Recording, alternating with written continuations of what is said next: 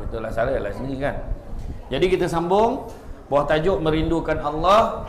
Hari itu kita tengok setengah masyaikh ada ditanya tentang muhib, orang yang menyintai Allah, maka dia menjawab itu sedikit bergaul, banyak menyendiri, selalu berfikir, banyak diam. Dia tidak melihat ketika memandang, tidak mendengar ketika dipanggil, tidak faham ketika diajak bicara, serta tidak berduka bila ditimpa bencana. Makna lebih fokus kepada apa? Fokusnya kepada Allah. Ketika ditimpa kelaparan, dia tidak mengerti, ditimpa telanjang, tidak merasa, bila dibentak tidak takut. Pendeknya dia selalu memandang kepada Allah dalam penyendiriannya. Bila duduk sendiri, ingat Allah. Ke mana-mana pun ingat Allah. Dia suka dan bermunajat kepadanya serta tidak mempedulikan ahli dunia. Abu Tawwab telah bersyair menyebutkan tanda seorang muhib, janganlah engkau tertipu, seorang kekasih punya tanda, punya hadiah untuk kekasihnya, pahit balanya dirasa nikmat, diterima gembira apapun dia perbuat.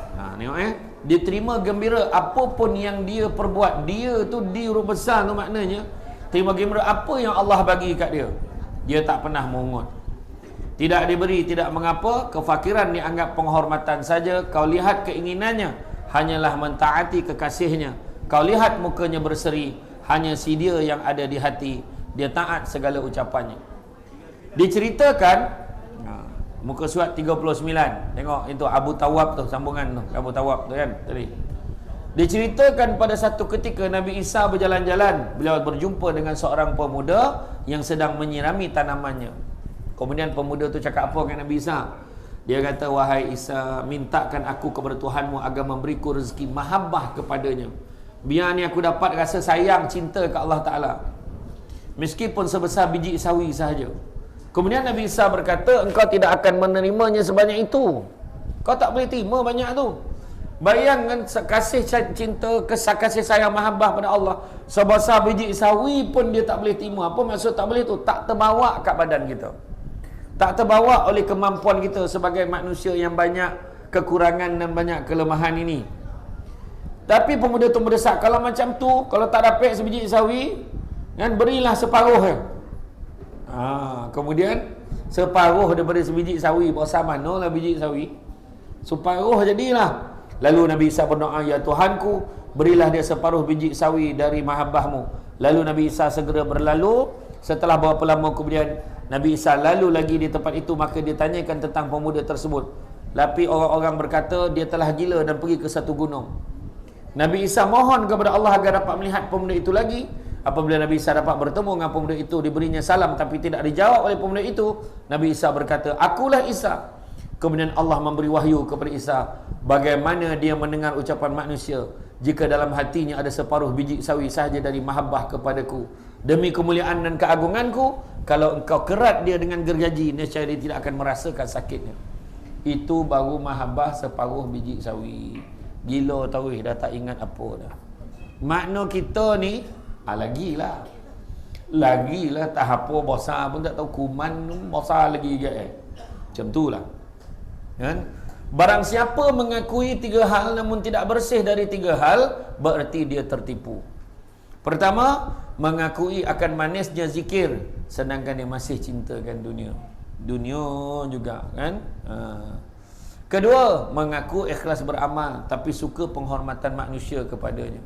Dia nak juga naik pangkat, dia tetap juga kerja. Dia akan kecewa sangat tak dapat naik pangkat. Dia akan kecewa sangat kalau dia tak dapat habuan tertentu. Dia kecewa sangat kalau dia tidak diterima bekerja dekat sesuatu tempat. Dia kecewa.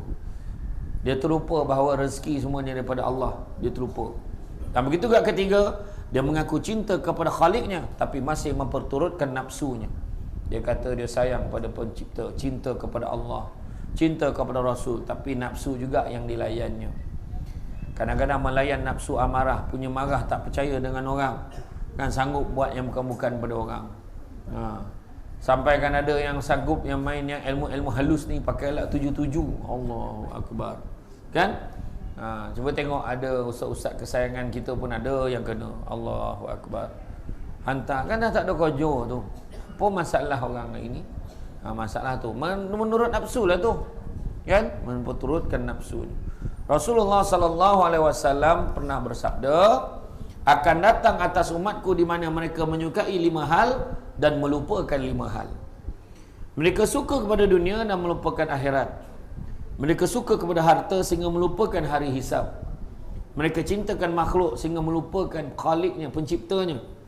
Mereka suka berdoa tapi lupa bertaubat. Dan mereka suka rumah tapi lupa kepada kubur. Nampak tu? Itulah dia. Rumah dah tua dah kita ni, dah umur 70-80. Renovate rumah gitu. Nak buat 5 tingkat siap lift. Buat eskalator. Biarlah rumah kita kecil pun, anak bukan selalu mana balik kejap-kejap yang balik Sunnah bila anak balik ke Lumpur, balik ke tempat kerja dia, dah tinggal kita seorang-seorang balik ke rumah. Contohlah. Kan kadang-kadang beria-ia sangat lupa ke kubur. Anak-anak, mak kita kena renovate rumah ni. Mak pun cakap jangan tolak rezeki. Anak dah cakap macam tu. Kalau kau nak buat, kau buatlah, mak ikut ya, macam tu bukan mak yang nak buat, mak kena keluarkan duit mak tu. Oh no. Macam tu ya kan. Mak ni nak je simpan tu duit hari tua mak. Kan mak nak pergi umrah, mak nak pergi berjalan, mak nak pergi kuliah. Bila mak pergi kuliah kan, nampak Ustaz Tarmizi kan, nah sumbangan wakaf, ada juga perbelanjaan untuk mak. Mak tak harapkan duit anak-anak mak. Macam tu kan. Jangan nyusahkan. Ini anak menikah pun mak ayah agak tahu. Yang sadap dia, yang teruk kita macam mana? Jangan mana boleh jadi kan. Tiba-tiba kan tengah duduk-duduk sini, kawan-kawan jangan, minggu depan kita nak pergi Langkawi, ajak geng-geng ni, geng-geng veteran kita nak join, jom lah. Masa tu lah nak pakai duit kita pergi Langkawi. Boleh. Rupanya dekat Langkawi tak ada jelajah dakwah, ceramah-ceramah daripada pagi sampai ke malam. Baguslah kan. Itulah maksud dia. Ataupun tiba-tiba Samsul Debat ajak pergi Kamboja, jom pergi Kamboja pada hari raya haji yang ketiga. Raya haji pertama, raya kedua kita raya kat sini, raya ketiga kita pergi Kamboja. Kita pergi sampaikan bantuan daging kepada orang-orang Kamboja yang susah ni. Kan itu pun belanja tak mahal, dalam 1,500, 1,800 dah settle. Contohlah. Contoh. Itu belum cerita lagi dia nak tambah kat sana, nak makan rendang itik apa semua mahal. Kan? Jadi makna kata tak tu contoh. Itulah maksud saya. Kadang-kadang siapa cakap orang alah mak ni tu tua duit nak buat apa? Salah tu. Kan kita ni lagilah. Kan ada. Betul lah dia cakap duit bukan segala-galanya. Tapi segala-gala nak pakai duit dengan tu. Tak kancing pun kau nak bayar macam mana? Pergi ke Lumpur tu, ada satu toilet dekat Bukit Bintang tu, RM2. Rugi betul kalau kencing keluar balik, rugi betul Ustaz. Tapi memang bersih toilet eksekutif. Itu kalau kencing keluar pemata tu, RM2 bayar, gila tu. Kan? Batu karang lambek keluar. Manung payah tu keluar kencing. Tu patut tu berbaloi RM2 dalam batu karang kan. Jadi itulah dia. Kemudian tak, dia cintakan makhluk, lupa pada pencipta. Sayang benar lelaki. Alah abang lah buah hati pengarang jantung saya bang. Sebab orang perempuan macam tu. Menurut kajian, orang perempuan kematian suami payah ganti. Orang lelaki kematian isteri, doreh mikir ganti. Dapat tak dapat dah lah, tapi fikir tu copek dah. Itulah dia cerita kan. Tu rezeki lah kan. Tapi kadang-kadang ada orang, saya tak biasa duduk seorang Ustaz, saya nak berdua juga. Tak apalah. Masing-masing dah tak terdaya, macam mana? Lepas tu dah tua romantik pula tu. Makan bersuap. Nah suap ni yang abang tu telinga tu tak nampak dah nah. Nampak pun tidak. Kayak telinga suap bang mulut sini abang ambil Allah siannya lah. Orang malam pertama minyak wangi, dia baru minyak apa? Minyak angin. Bawa kau tutak baru satu bilik tu. La ilaha illallah. Tak apalah asalkan bahagia kan. Lupa, dia suka kat rumah tapi lupa kat kubur. Itulah tu cerita tadi kan. Tak payah dah. Rumah kita ni sekadaran. Kadang-kadang tak apa, kita niat kita, ya Allah, aku buat rumah aku ni kemah cantik elok supaya esok anak-anak aku besok aku dah tak ada pun dia selesa, dia nak beribadah, dia nak apa, dia nak tidur, dia nak ataupun dalam ni pun tak ada masalah, ya Allah. Dah siap dah bilik solat Dah siap dah bilik mandi untuk anak-anak cucu dia. Mak dia buat tu nak untuk kebaikan. Niatkan Allah dapat pahala. Yang tu kan. Itu yang saya kata tu, kadang-kadang kita tengok design rumah hari ni orang Bali kan berbanding dengan rumah kampung. Beli rumah je tengok. Bilik tu dia dah buat dah lengkok-lengkok dinding tu. Ni kita dah tahu ni nak letak kepala katil. Yang ni untuk buat wardrobe dia punya almari. Sudahnya bila letak katil, letak almari, design dia semayang sudah depan bilik air. Pasal tak? Itu yang kadang-kadang kita terlupa. Kita sepatutnya keluar duit pasal kat anak-anak yang beli rumah tu. Kau kena assign satu bilik tu khas untuk bilik solat. Kena buat. Jadi semua solat pergi situ. Ini standard Assalamualaikum memang sakit perut dia. Assalamualaikum masuk bilik air. Assalamualaikum masuk bilik air kan. Dekat dalam bilik tu dah siap dah kiblatnya, dah siap dah tasbihnya, dah siap dah telekom-telekom kalau ada orang datang. Mudah. Allah senang betul. Kita semua dah ada. Ni pergi rumah orang. Ni nak mana nak semayang ni? Boleh nak tumpang sayang? Boleh. Sini boleh, situ boleh, sini suka hatilah. Kiblat senyap. La ilaha illallah. Kan? Pemudahkan orang. Yang cantik pula, melabur pula duit sikit ni.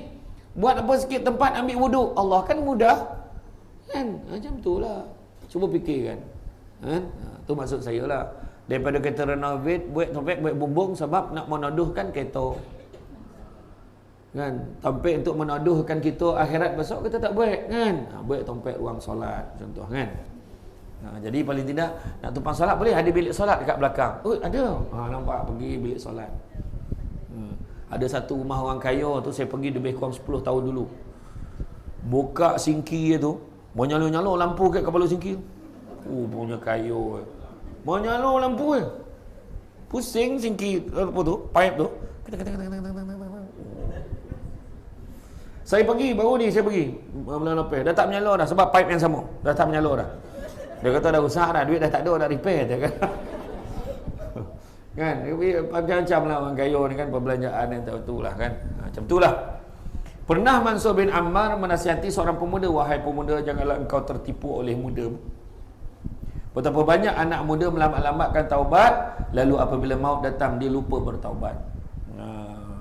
Jangan tertipu dengan mudamu. Tapi itulah, orang muda paling susah nak dengar nasihat. Kita cakap dengan dia kan, yelah, dia dengar tapi sebenarnya dia tak buat pun. Dia tak boleh, alah kau dah tua, baik cara tua. Kadang-kadang macam tu. Jadi simple je. Itu sebabnya bila kita tengok anak-anak muda buat perangai hari ni, sebenarnya puncanya apa? Puncanya janganlah kita salahkan orang lain. Tanya balik diri kita. Macam ada kes yang budak tu dia boleh sepak ayah tu. Takkan tiba-tiba nak menyepak ayah dia. Kita pun ada anak. Anak-anak kita mungkin ada cara dia tak pati, tapi tak adalah sampai sepak kita. Puncanya apa? Didikan. Kan? Didikan kita daripada kecil. Ada tak kita terapkan nilai-nilai adab pada anak-anak kita? Anak-anak hari ni langsung tak ada. Mak ayah dah sibuk dengan mana-mana lain. Mengharapkan anak itu terbentuk adab tu dalam diri dia sebabkan guru-guru dia. Kadang cikgu pun hari ni tak macam dulu. Tak macam dulu. Guru pun sibuk buat kerja lain hari ni. Kan? Gaji sedia ada tak cukup. Betul tak? Ni realiti hari ni. Dulu kalau cikgu sampai ke kampung tu, orang kampung macam-macam hantar ke rumah dia. Tandan pisang, kepayo. Tahu kepayo? Papaya.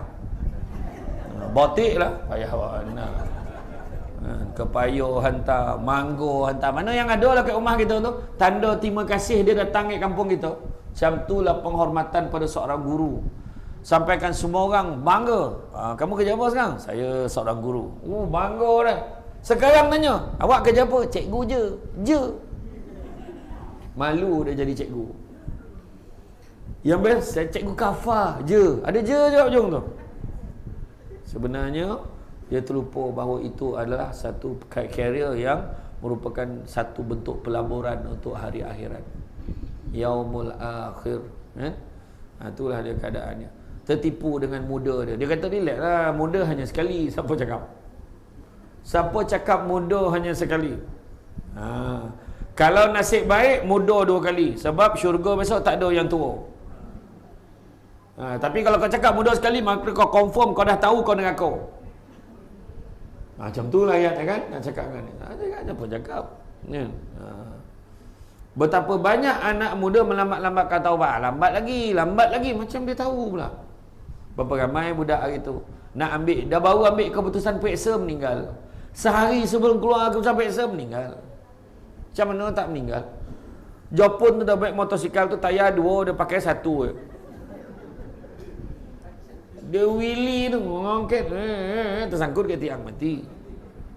Ada satu budak tu yang buat tu wheelie macam ni, kereta pada belakang sondol, zap, terbalik, mati sia-sia kan. Itulah. Ada pula semalam yang kena tangkap bawa maybe sampai accident orang lain kan. Mabuk rupanya, bawa pengaruh alkohol, bawa pengaruh dadah. Macam mana kan?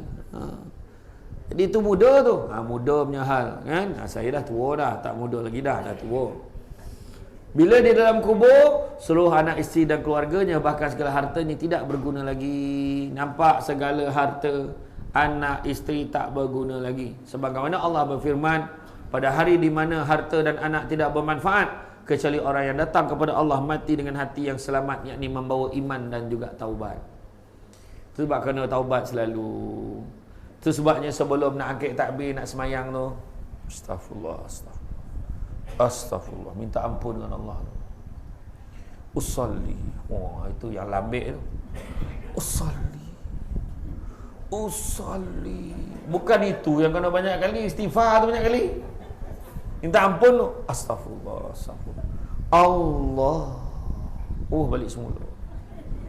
Allah. Tak dapat dah 10 kali. Kawan sebelah tu dah urara. Aduh, dia ni payah betul. Kita takbir dah 10 kali lah. Kan? Jadi makna kata minta ampun dengan Allah banyak-banyak sebelum nak solat. Di antara waktu solat dengan waktu solat banyak dosa kita buat. Contohnya antara waktu subuh dengan waktu zuhur ada dosa kita buat. Ada orang nang itik bawa sikit bona. Tu ngumpet tu, berdosa. Janganlah macam tu. Kan? Hari ni nak test marketnya, nak tengok berapa ramai, janji dah bawa. Ambil order. Lain kali kita bawa lagi. Itu siapa yang dah dapat, tolong share dengan kawan-kawan. Ya Allah, sadap sampai ke siku jilat dah. Bila makan tu jajah-jajah sampai ke siku, habis dijilat dah. Tak ada satu tak setitik pun tinggal. Tentulah lah. Saya tak makan itik ustaz. Tapi bayangan muncung itu pun suruh.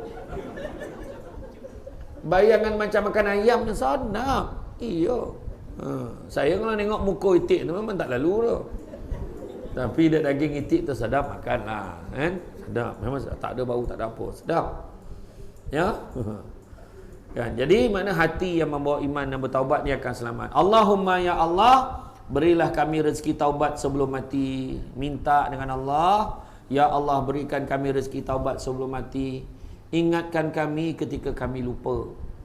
Kan? Berilah kami keuntungan akan syafaat Nabi sallallahu alaihi wasallam. Amin. Mintalah Nabi tu nampak kita la lehat, ya kan? Ke hari kiamat besok, ya Rasulullah, leha ummati. Lai. Mari sini. Tu dah cakap Cina pula dah kan. Kan dia kata, ummati, umatku, mari. Jangan risau, masa tu walaupun Nabi cakap Arab, kita faham. Ummati pula mati pula khabar Rasulullah ni. Tak, kita faham. Umatku kemari, datang. Selamat kita kan, mudah-mudahan. Ciri-ciri orang mukmin adalah setiap saat selalu bertaubat dan menyesali dosa-dosanya. Ada yang fikir dosa apalah dosa aku buat pagi tadi.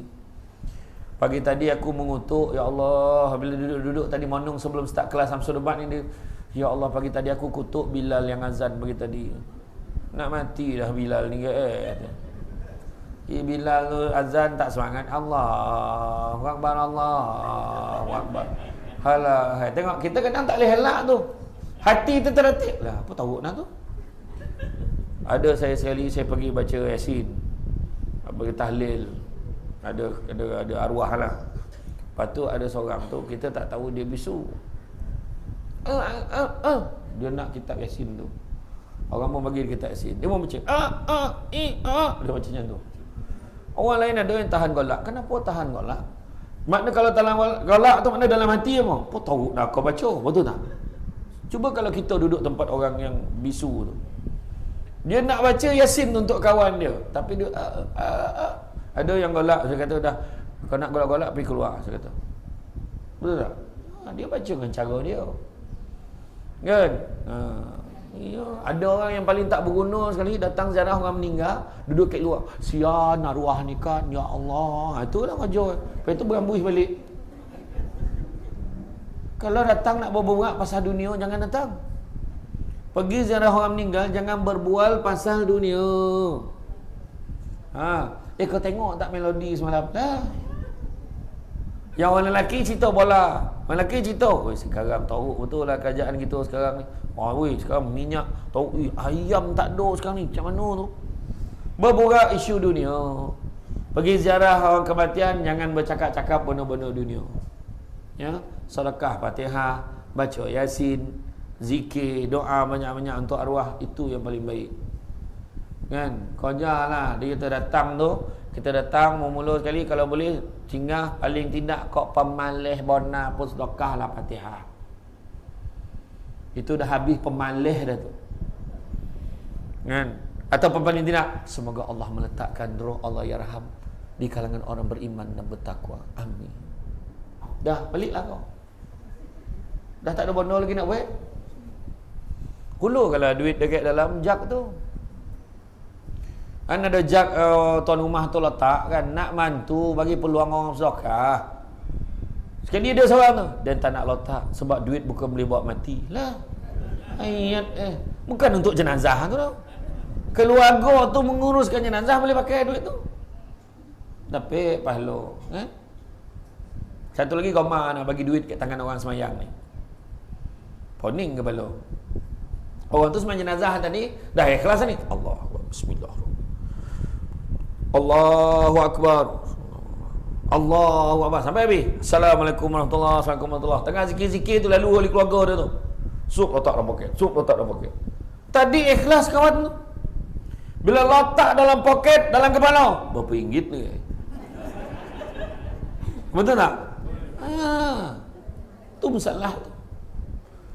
Kita ikhlas ni keluar. RM1 nampak. RM5 yang seorang tu lah. Kalau letak rasa 100 tu bagi weh. Kalau macam ni hari-hari semain jenazah tak apa. Nampak ayat dia nampak. Tu hal tak dia ikhlas. Nampak tak? Tu sebab tak sesuai. Nak sedekah pun lain cara weh. Itu yang buat kenduri tahlil tu. Baik kenduri tahlil, kita zikir apa semua, kita bagi makan orang. Sedekah bagi makan. Itu pun bukan wajib. Kalau mampu, kalau tak mampu tak apa. Masakkan untuk arwah ni, niatkan untuk arwah ni bagi dekat tadika Islam lah. Bagi ke rumah anak yatim nak niat untuk arwah. Setiap Khamis malam ni hantar. Setiap Khamis malam hantar niat untuk arwah. Insya-Allah. Contoh. Barang siapa nak melembutkan hatinya, maka banyakkanlah menggosok-gosok kepala anak yatim dan memberi makan fakir miskin. Menggosok-gosok kepala anak yatim, mana baik-baik pada anak yatim. Tapi anak yatim yang berumur 15 tahun ke bawah. Yang kek rumah tu tak kira dah, expired dah yatim itu. Abang pun yatim ya, 60 tahun. Contohlah. Yatim purba kan. Kemudian dia memadai apa yang ada sama sekali tidak terpikat pada dunia. Dia tak kisah janji ada apa yang ada, alhamdulillah. Macam ni ada tangan datang kuliah hari ni, alhamdulillah. Tak ada dia nak tempat yang mewah-mewah nak datang kuliah. Tapi susah nak cari tempat kuliah macam ni. Siap meja dah siap balut lah tu. Kan? Tapi tetap berebut tempat duduk belakang. Ada orang kan, tapi yang lambat duduk belakang tu lain lah kan. Kipeh, berlambak kipeh. Mak. Lepas tu boleh shopping pula tu. Boleh shopping. Kat sebelah kan banyak ni buka koperasi tu kan. Kan boleh beli barang. Contohlah, jadi makna kata selesa, tak ada alasan dah nak menuntut ilmu kan. Macam tu. Dia tak terpikat pada dunia. Naik kereta besar, kereta kecil, tak kisah. Okey, janji kenderaan tu selamat sampai. Alhamdulillah. Tapi kita datang ke Ponok Muallim. Kan? Saya pun sebulan sekali seronok datang sini. Alhamdulillah. Kadang-kadang susah hati bila lama dah tak datang. Tanya Cikgu Bat, mana Cikgu Bat? Bila ni saya ni? Oh, next ni berapa bulan? Oh, okey.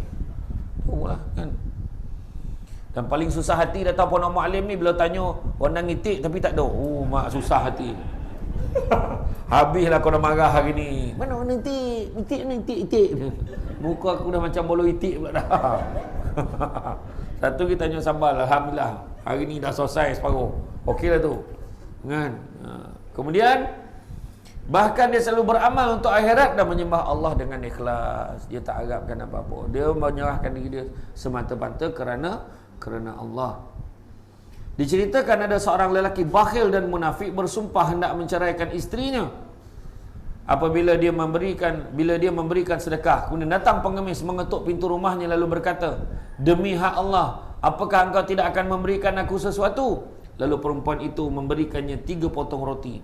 Apabila diketahui suaminya terus memanggil pengemis itu dan berkata, "Siapakah yang memberimu roti?"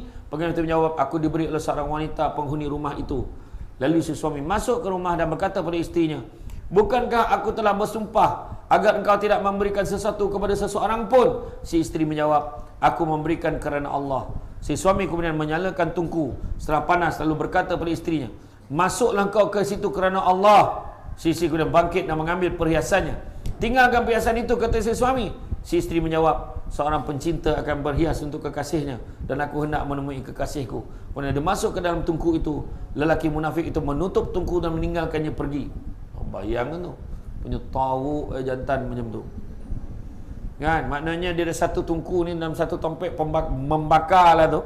Dia buka kalau kerana Allah sangat kau masuk dalam tu. Dia kata, dia pakailah perhiasan lawa. "Kenapa kau pakai ni? Tinggalkan perhiasan kau." Tak. Seorang pencinta. Dia kata tadi kan, seorang pencinta akan berhias untuk kekasihnya. Dan aku nak menemui kekasihku. Dia masuk dalam tu, laki dia tutup. Setelah 3 hari, kemudian dia datang lagi dan membuka tungku itu. Dia lihat isterinya selamat dengan kekuasaan Allah, sehingga lelaki itu hairan. Kemudian ada suara berkata, "Apakah engkau tidak tahu bahawa api itu tidak akan membakar kekasihku?" Nampak? Allah beritahu tu, kayak orang tu takkan terbakar. Itu dengan izin Allah. Ya. Cuba kita tengok, nyalakan api, terbakar satu madrasah, contoh. Ada satu bilik tak terbakar, macam mana tu? Dengan izin Allah, kan? Banjir, zap, habis semua. Tinggal tangguh je. Tangguh tu tak diizinkan hanyut. Kan ada makcik tu tinggal tangguh, rumah dah tak ada. Jadi tangguh tu yang kekal untuk dia. Sambunglah. Jadi paling tidak ada tanda rumah dia. Boleh buat balik semula. Abang Abius dengan rumah-rumah hilang.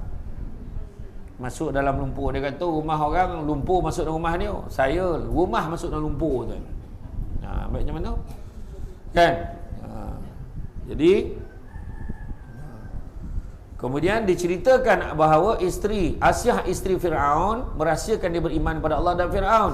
Setelah Fir'aun mengetahui keimanannya, ia perintahkan para pengawalnya untuk menyeksa isterinya dengan macam-macam siksaan. Lalu Fir'aun berkata, "Murtadlah engkau." Asyah tidak mahu murtad. Segera tubuh Asyah diikat pada beberapa pancang kecil dan Fir'aun mengherdik lagi, "Murtadlah engkau." Asyah berkata, "Engkau tahu jiwa raguku dalam penjagaan Allah. Jika kau potong-potong aku ini tidak akan menghilangkan cintaku kepada Allah."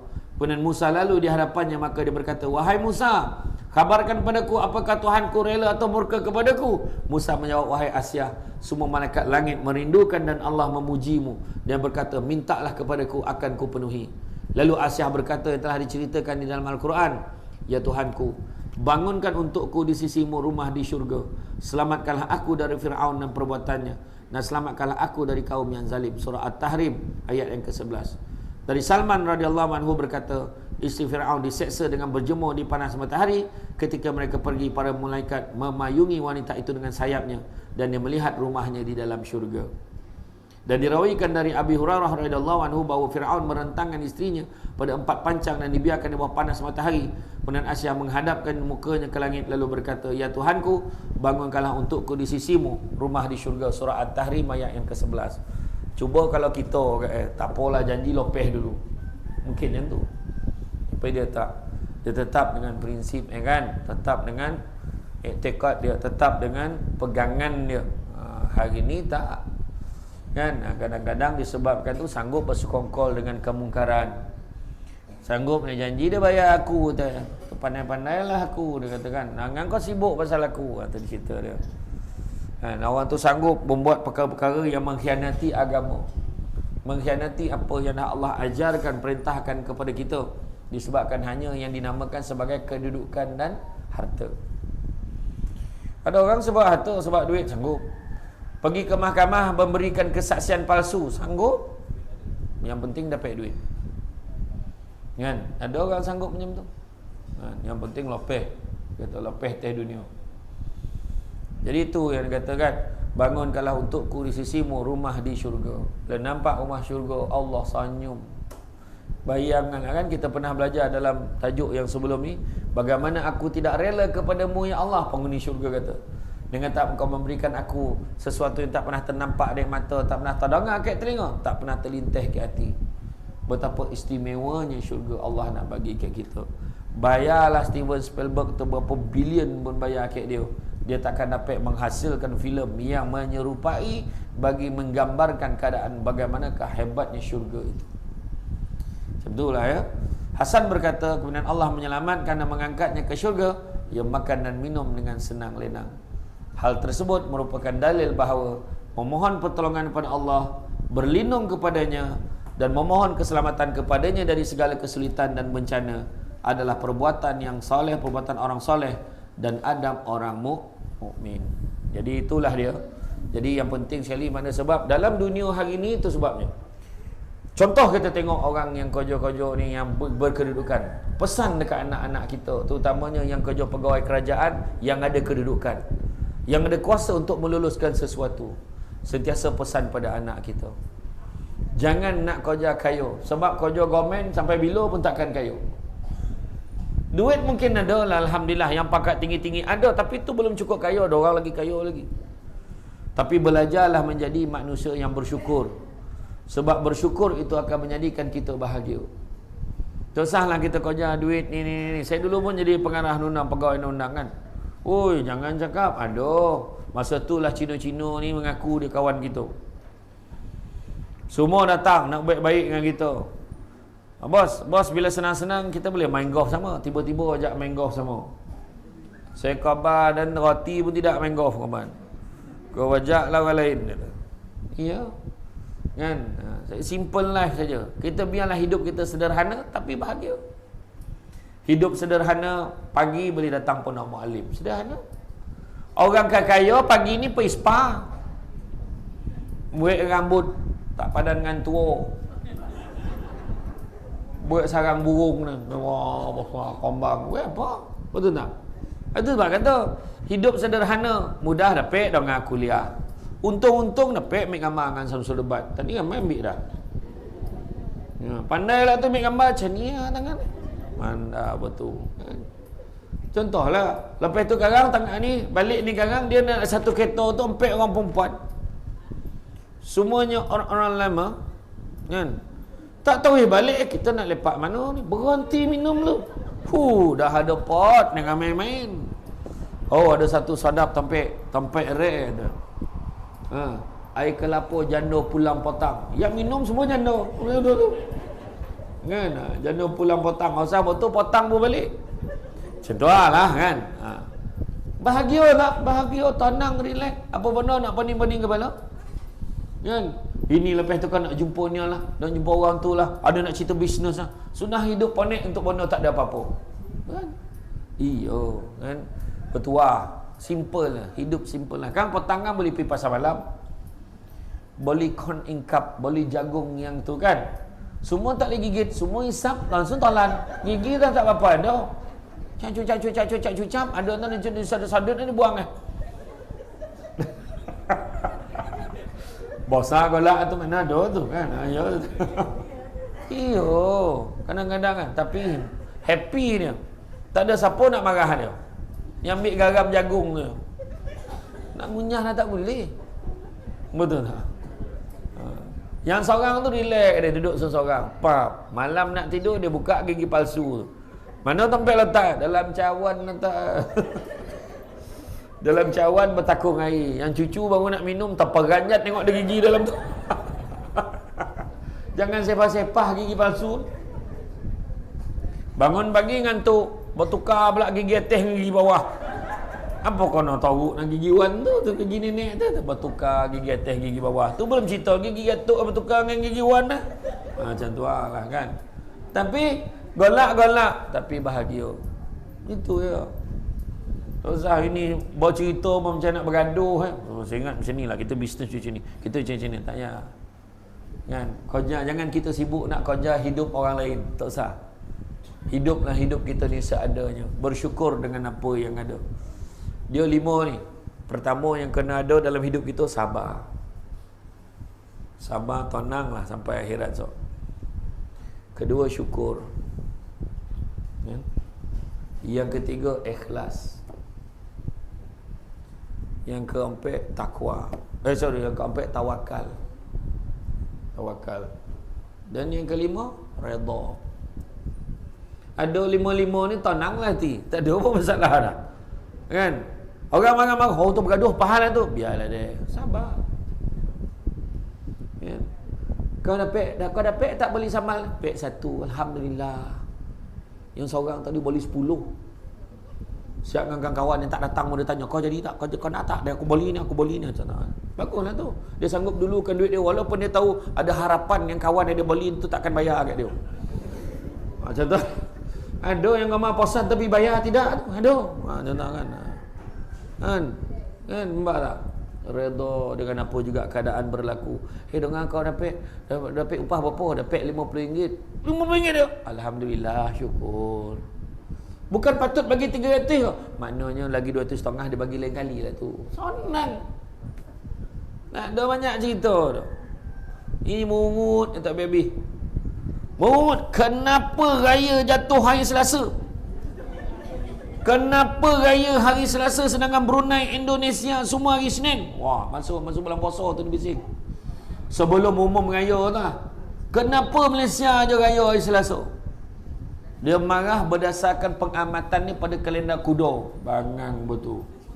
Ada kalender kuda tengok Tunggulah pengumuman majlis apa ni tu, falak tu, yang ni penyembahan Maha Besar Raja-Raja umum kan. Sekali umum hari Senin, marah juga. Saya malam raya tu saya pergi beli lemang dekat Jalan Jelabu kat Somban. Dekat jalan pantai Jalan Jelabu tu. Macam mana bang nego? Tengok ramai orang ni. Dah tak tentu, dah start tak mana buluh, tak mana lemang tu. Ramai orang, dia pun tak prepare, dia pun sangka hari Selasa. Macam itulah manusia. Jadi jangan kita mengungut, tetapi kita redha lah. Begitu berusaha untuk redha dengan apa juga ketentuan Allah bagi kat kita. Sakit lutut ustaz, tak apa hal entah. Aduh, sakit lutut. Danyut. Bila nak semayang Allah azab Nak bangun susah. Dah bangun susah nak duduk. Nampak tak? Dah baring payah nak bangun. Kan? Betul tak? Tu tanda-tanda kita dah tua. Dah masuk Samsul Debat. Dah duduk kat atas ni payah nak bangun. Iya. Arwah abah saya dulu selalu cakap bila makan dengan anak kan. Arwah abah ni masalah ni. Kenapa bang? Makan ni konyang. Makan ni konyang katanya. Yolah dah makan konyang lah bang.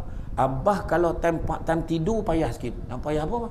Time tidur payah nak makan. Memanglah kau makan. Abah saya macam itulah ayat dia. Tu. Abah kalau tidur payah sikit nak makan. Memanglah abah dah tidur kau makan. Jadi dia pun cerita tu senang hati Anak-anak pun terkolak dengan dia. Mana hidup yang kita nak? Hidup yang sederhana. Nabi pun hidup sederhana. Siapa cakap Nabi miskin? Nabi kaya-kaya.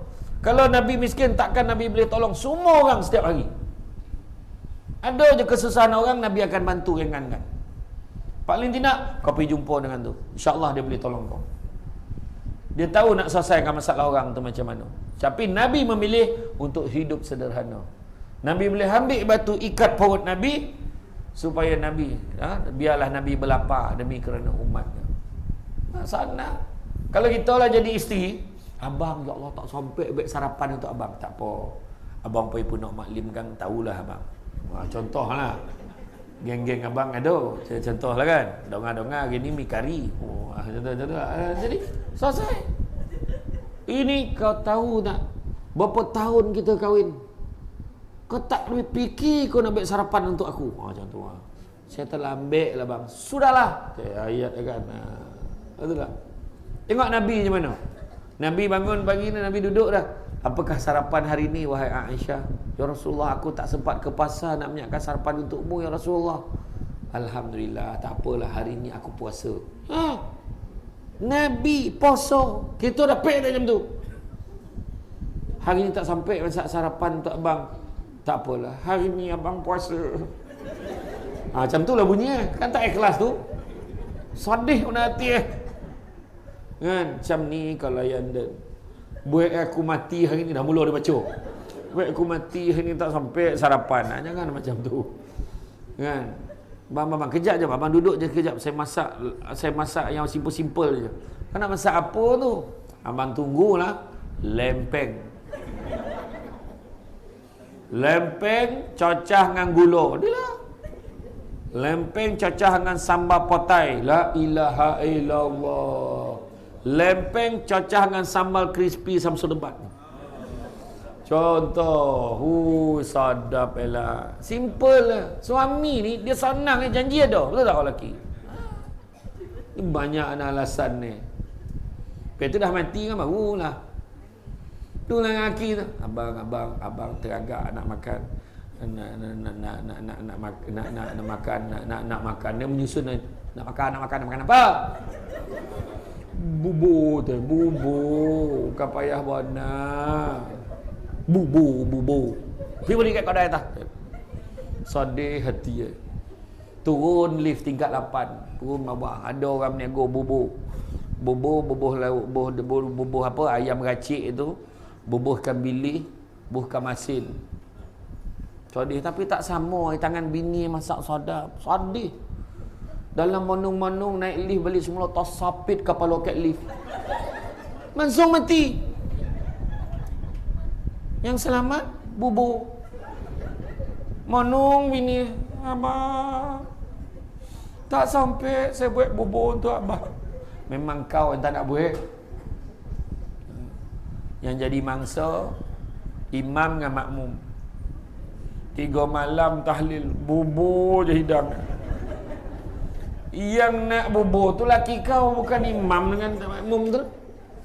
Makmum sama tanya, mam, malam ni bubur juga kau. Nampak macam tu lah. Sakit perut makmum tu lah. Kan? Banyak lalu hitam letak hari tu. Laki ramai lalu hitam. Tak apalah. Tu saya kata tadi, selagi boleh kita berkhidmat pada suami kita. Suami kita bukan susah warna. Lauk telur dadah dapat sup sikit jadilah. Bila ada sup, dia tak payah kunyah-kunyah bona, dia tolak sampai sup masuk. Yang koreh-koreh bagi gigit tarik rap dengan gigi-gigi pai. Tengah gusi apa kau bang? Koreh mana tak keluar dah. Ya. Macam itulah tuan-tuan dan puan sekalian Jadi insya-Allah pada kelas yang akan datang kita akan sambung bab 11, taat dan mahabbah kepada Allah dan Rasulnya. Jadi itu saja daripada saya. Saya ucapkan terima kasih banyak atas kesudian mendengar pada hari ini. InsyaAllah sungguh yang baik itu datang dari Allah SWT. Kurang itu punca kelemahan saya sebagai manusia biasa.